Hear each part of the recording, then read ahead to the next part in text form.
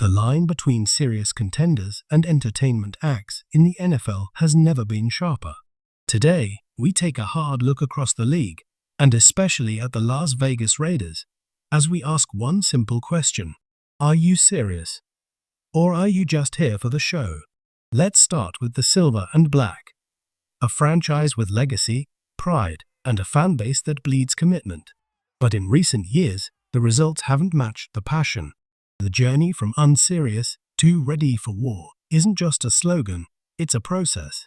And the Raiders, they're somewhere in the middle of that transformation.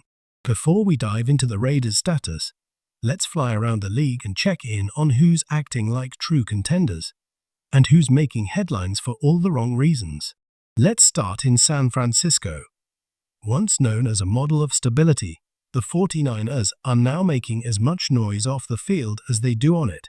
Wide receiver Jawan Jennings is the latest to demand a new contract or threaten a trade. Sound familiar? This script has been played before.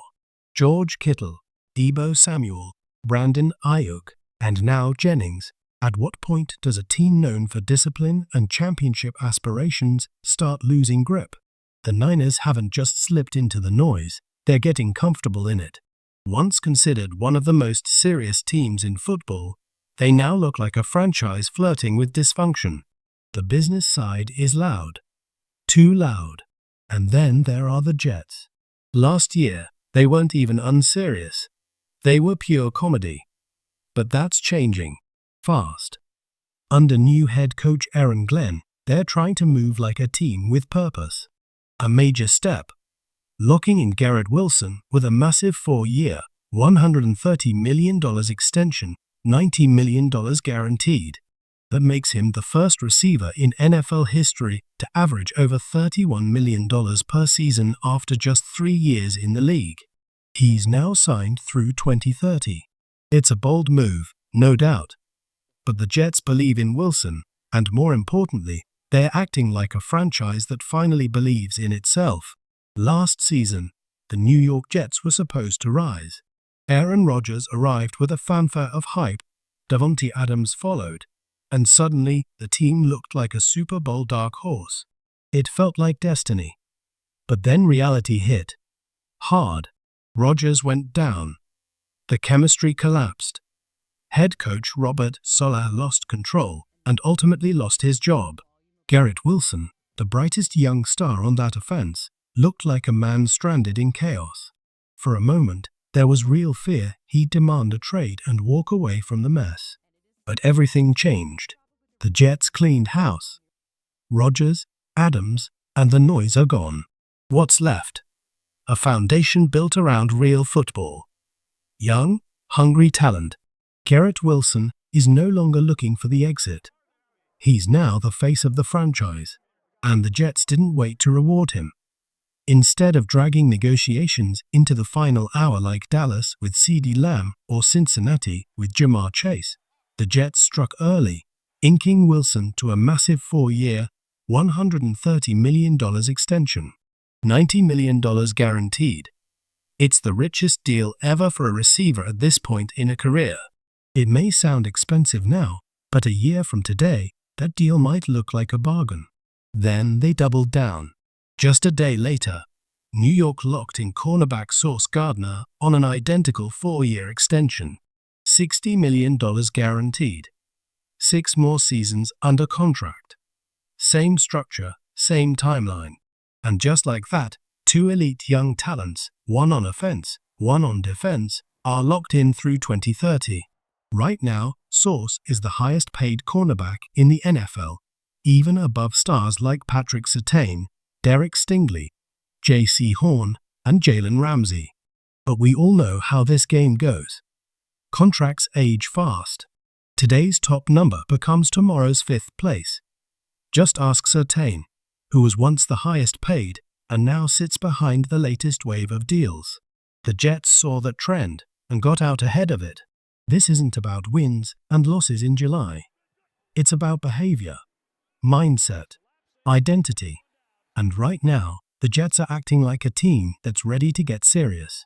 Meanwhile, Kansas City doesn't need reminders about seriousness. they've written the blueprint.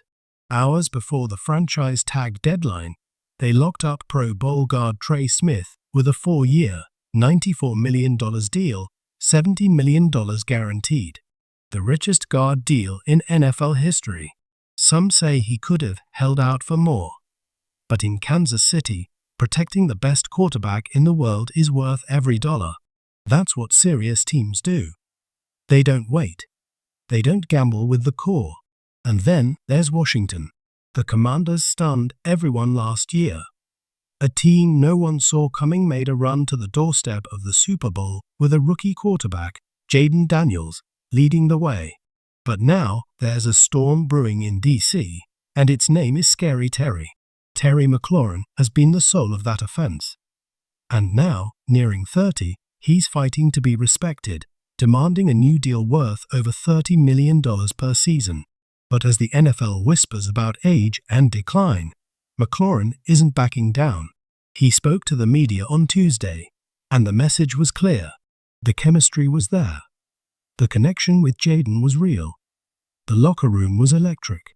But the front office silence is deafening. Without progress, McLaurin made it clear he's not stepping on the field. The clock's ticking. Will Washington reward one of their most loyal, explosive weapons? Or will they let another homegrown star slip away because of fear, doubt, or hesitation? When you're a young team trying to build something real, the last thing you want is noise. And right now, the Washington Commanders have noise. Jaden Daniels is supposed to be the future. Terry McLaurin is already a star. But instead of building on last year's chemistry, they're stuck in limbo. McLaurin, frustrated, approaching 30, and without a new deal, might not even show up to camp. For a team this close to something special, that kind of distraction is dangerous. And yet, it's become a common theme across the league. Let's jump to Pittsburgh. Once the definition of stability and silence, the Steelers have suddenly turned loud. Very loud. Aaron Rodgers lands there after leaving New York. Then comes DK Metcalf. Then Jalen Ramsey. Then chaos. Minka Fitzpatrick is moved. TJ. Watt is upset. And the front office. Silent. Steelers fans have never seen anything like this. Pittsburgh doesn't do drama. They don't do spotlights. But now they're swimming in both. One former Steeler, Maxx Starks, a 2-time Super Bowl champ, said it best. This isn't your father's Steelers. And he's right. The culture is shifting. The identity is blurred. And for the first time in a long time, the Steelers don't look like the Steelers. So what does all this mean? These stories, the dysfunction, the power struggles, the contract drama, they all tie back to one thing. Are you serious, or just here to keep us talking? Let's recap. The Jets are trying to silence the noise and build a core. The 49ers are starting to slip into chaos. The Steelers? They're turning into something completely unfamiliar. The Commanders have a storm brewing with their top receiver. And the Cowboys? Well, they've always been the loudest room in the house. In fact, ESPN's Joe Fortenbaugh once broke the league into 3 distinct categories. And when you hear it laid out, everything starts to make sense. Serious teams, the ones with a vision, structure, and discipline. Kansas City, Philadelphia, Baltimore, San Francisco. These teams don't just talk, they execute. Unserious teams, inconsistent, chaotic, constantly rebuilding without direction. Think Cleveland, Jacksonville, Tennessee. They might win a few games, but no one expects them to be there in January. Entertainment-only teams. These teams don't even pretend to chase greatness. They chase headlines. They stir the pot. They keep the cameras rolling. Dallas leads this pack. Every offseason, every week, they stay in the news, not for dominance, but for drama. And that's the league in a nutshell. In a sport that thrives on parity, the truth is harsh. Not every team is built to win. Some are built to distract. Others are built to entertain. Only a few are built to contend. So now the spotlight turns to the Raiders. Where do they stand? Are they finally becoming serious? Or are they still caught between identity and illusion? That answer's coming next. So now the spotlight swings back to the silver and black. The question is clear. How do Pete Carroll, Tom Brady, and new GM John Spytek transform the Las Vegas Raiders from the poster children of chaos into a franchise that finally gets taken seriously? Let's be real, until this offseason, the Raiders were the very definition of unserious. A revolving door of coaches, misfired draft picks, and front office confusion. Raider Nation didn't just feel frustration. They lived in it. But something changed. This offseason, the Raiders stopped hoping and started building. Tom Brady entered the fold, not as a quarterback, but as a minority owner. Say what you want about his role, but when Brady's involved, expectations shift. Standards rise. Then came Pete Carroll, a proven leader, a Super Bowl champion, a culture setter. Age? Forget that. This man wins.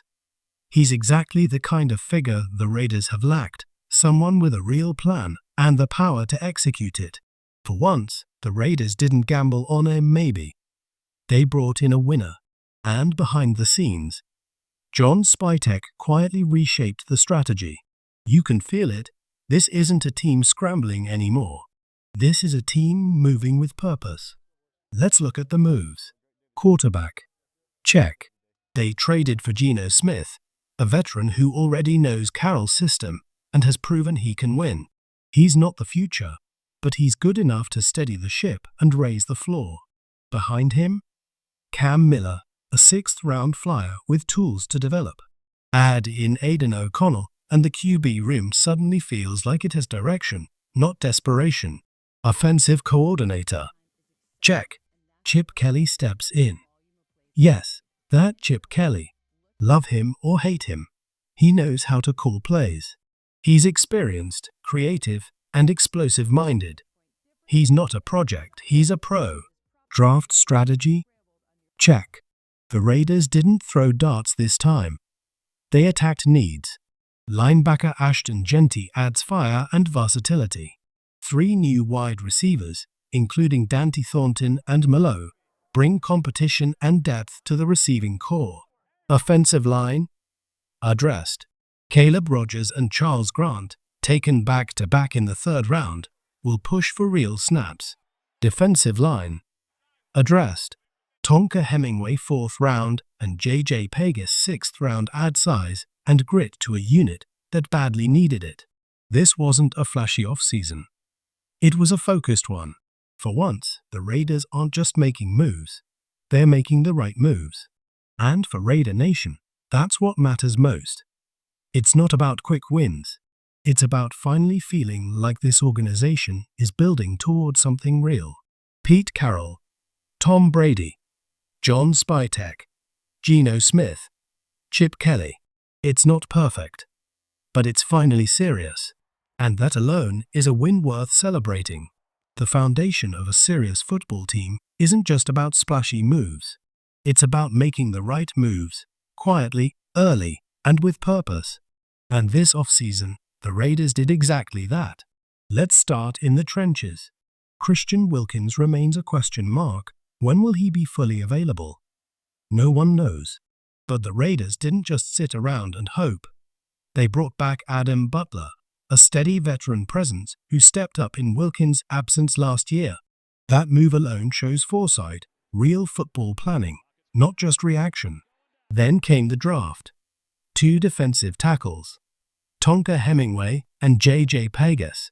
No one's calling them instant stars, but they're bodies with upside. And more importantly, they're part of a larger plan: depth, development, and protection against uncertainty.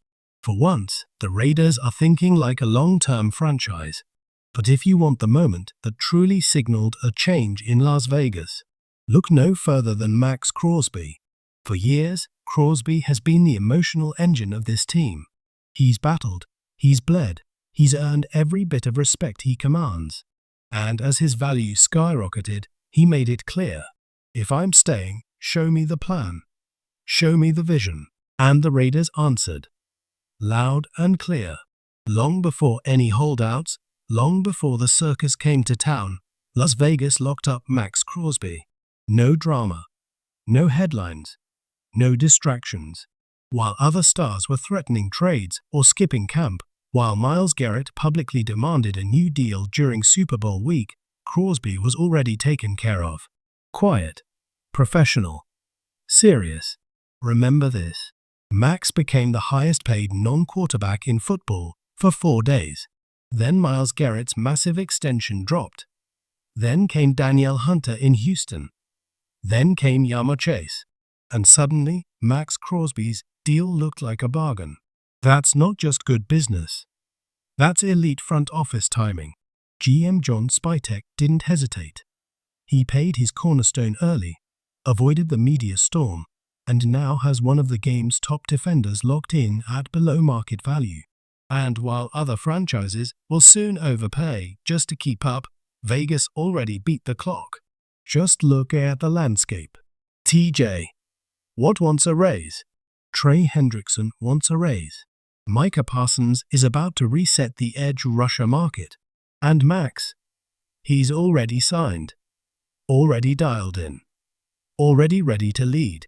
That's what serious teams do. You want to compare? Let's talk about Dallas. The Cowboys waited until the last possible second to pay Dak Prescott and ended up shelling out $60 million a year. Same story with CeeDee Lamb. Same story with hiring their next head coach, Brian Schottenheimer, who was already on the staff. They didn't move fast because they weren't serious.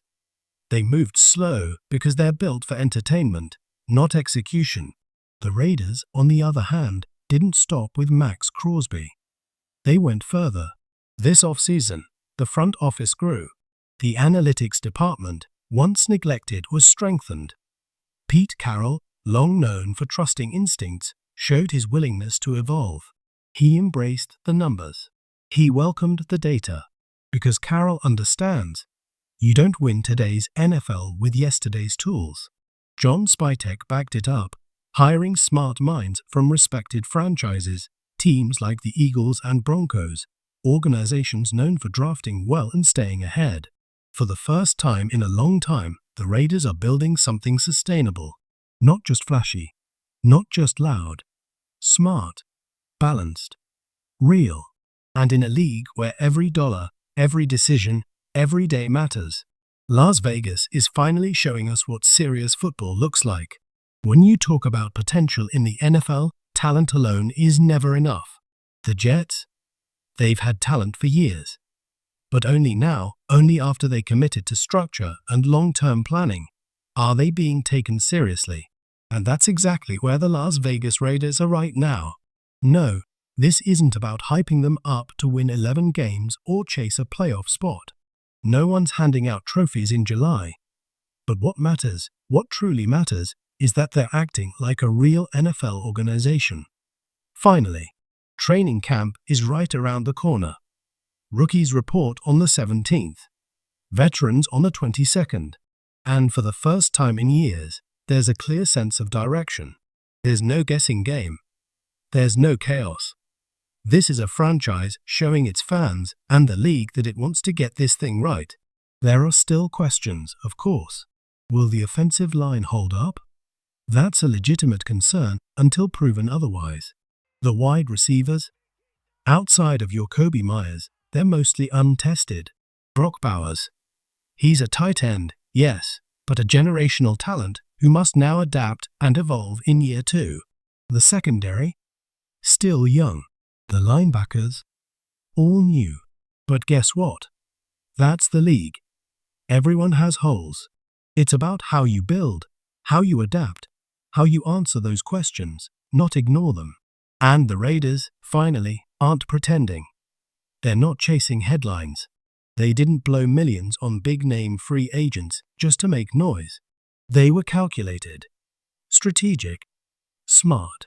They let guys walk, Nate Hobbs, Trevon Moehrig, Robert Spillane, Marcus Epps. And in doing so, they positioned themselves for compensatory picks in next year's draft. That's not luck. That's long-term roster strategy. You see, serious NFL organizations don't panic when veterans leave. They don't throw money around to keep names on the roster. They trust the system, trust their scouting, and believe in development. And when the time is right, they strike. That's how teams like the Eagles and Ravens stay ahead. That's how John Spytek is trying to run the Las Vegas Raiders. Draft and develop. Period. And so far, check, check, check. No one's crowning this team.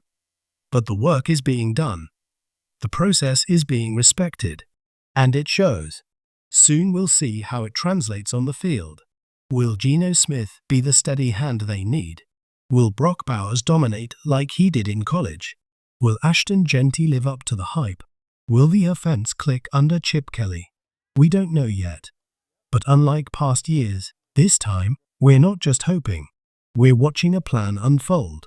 And as we inch closer to training camp, one thing is certain. The Raiders are finally operating like a serious NFL team. One day, I hope to see it. A grand, sacred place near Raiders HQ. Call it a Hall of Legends or a Shrine of Greatness. A place where the stories of Al Davis, Stabler, Flores, Allen, and Madden aren't just remembered, they're felt. A building built from legacy, draped in silver and black, where every inch bleeds greatness. But until that day comes, we all know why it hasn't happened yet. Because like Lincoln Kennedy said, and like Al Davis believed, there's simply too much greatness. Too many icons. Too many legends to squeeze into a ring of honor. There's not a stadium in the world big enough to hold what the Raiders have meant to this game. Raider Nation knows it. And so does RaiderCam81, who tweeted something that said it best. This is why the Raiders can't retire numbers. Q. There wouldn't be any left. Facts. No lies told. You nailed it, Cam. Then came the voice of the people, Leo in the IE, calling in with his Mount Rushmore. Not based on history books or highlight reels, but based on what he saw, what he felt, and who made him bleed silver and black. His list: Jim Plunkett, Howie Long, Marcus Allen, and then he hesitated. Charles Woodson, Tim Brown. He couldn't choose, and who could blame him? Because that's what it's like being a Raider fan. There's just too many icons, too many legends. Too many moments where your heart jumped out of your chest watching someone wear the shield. And even when we tried to make it tougher, on my radio show, I asked folks to make a Mount Rushmore without using any Hall of Famers. And you know what? The list was still stacked, still difficult. That tells you everything you need to know about the depth, the history, and the standard of this franchise. And that's the kind of energy we need to get back to. That's the goal. To see a Raiders team that doesn't just live on history, but adds to it a team that finds talent from anywhere, whether it's the draft, free agency, or even off the scrap heap, because the great Raider teams didn't care where you came from, only what you did once you put on that uniform. Leo, you nailed it, man. Appreciate the call, always. And then came this text from Refrigerator Raider, because what's a show without a little fun? Yo Q. Chargers got those new all-yellow uniforms. Chiefs all red. It's a ketchup and mustard game. Let's go. And then the real heat. Why don't the Raiders ever go all black? Would it kill them to try a black helmet? Look, I feel you. I really do. It would look tough. It would look mean. But here's the deal. From everything I've been told by folks inside the organization, there are no plans, and I mean none, to change the uniform. Not even a little. No black helmet. No alternate silver. Nothing. Why? Because to them, it's sacred. The silver and black is untouchable. It's clean. It's classic. It's already perfect. And honestly, I respect that. I rock the same pair of clean white Nikes every day. Maybe a small accent here or there. But that's me, simple, timeless. Just like the Raiders look. Still, nothing's set in stone. The league changes. Ideas surface. Maybe one day they give us a twist.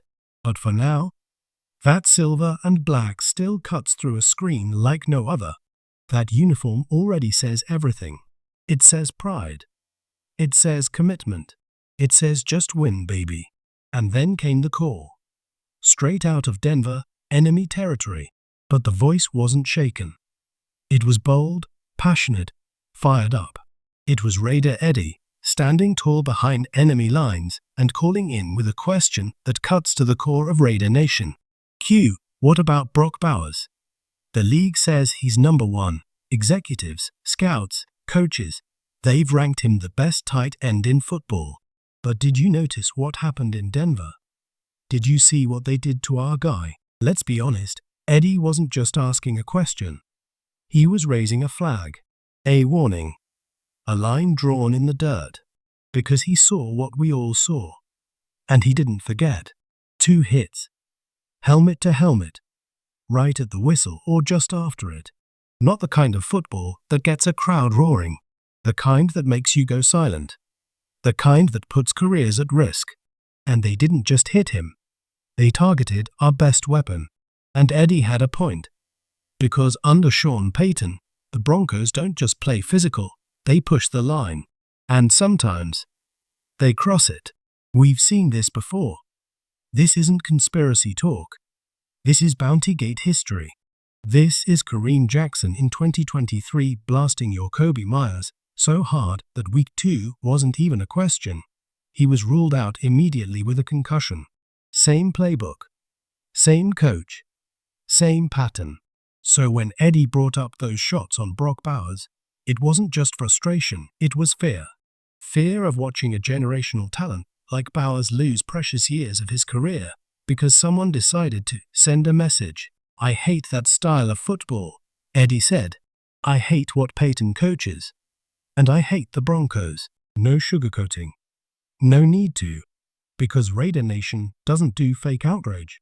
We know what real looks like. Now look, I get what Lincoln Kennedy was saying about Bowers not being there just yet. From a former player's point of view, it's about putting it together consistently. Blocking, physicality, longevity. And Big Link has every right to keep his standards high. But make no mistake, Brock Bowers is a generational athlete. He's special. His rookie year wasn't just good, it was electric. Every time he touched the ball, it felt like something was about to explode. And you could tell, defenses felt that too.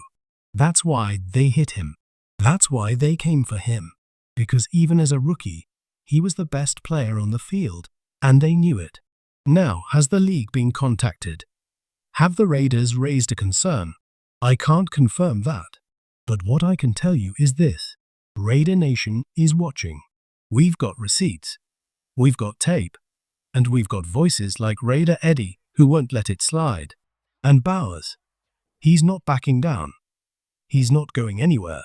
He's got that silver and black blood now, and it doesn't flinch. Some truths hit harder than a blitz up the A-gap. And Ohio Raider in the 419 delivered one of those truths with a single, haunting date. January 19, 2003. That's the last time the Raiders won a playoff game. 20 years. 2 decades. Entire careers have come and gone in that time. And as he said, man, we've got so many legends. But all of them. From the past. He's not wrong. We've got statues worth of history. And not enough substance in the present.